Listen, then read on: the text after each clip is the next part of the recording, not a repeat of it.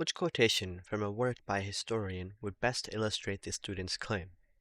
In a research paper, the student criticizes some historians of modern African politics, claiming that they have evaluated Patrice Lumumba, the first prime minister of what is now the Democratic Republic of the Congo, primarily as a symbol rather than in terms of his actions.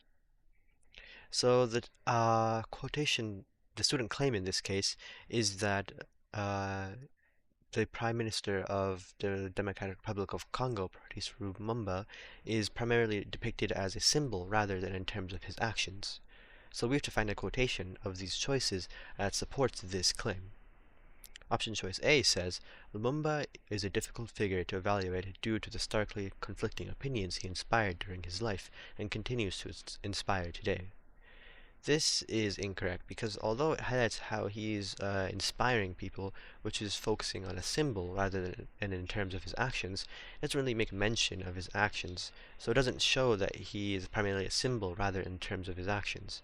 Furthermore, the quotation is focused on other aspects of Lumumba rather than his being seen as a symbol.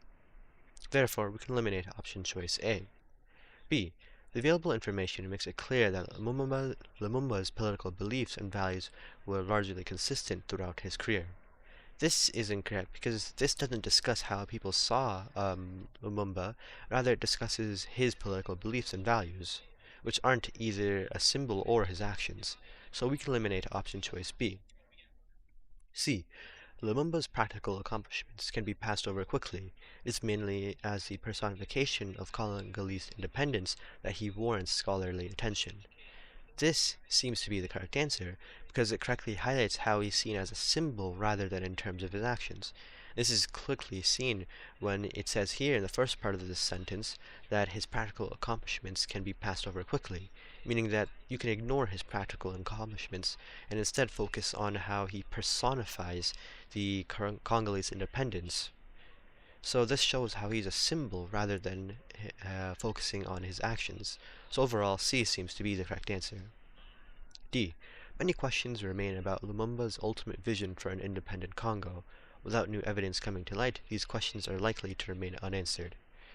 This is incorrect because this doesn't show how he was seen primarily as a symbol rather than in terms of his actions. Instead, this focuses on his vision and how there's uncertainty regarding what his vision was. So we can eliminate option choice D. And with that, we know that the correct answer is C.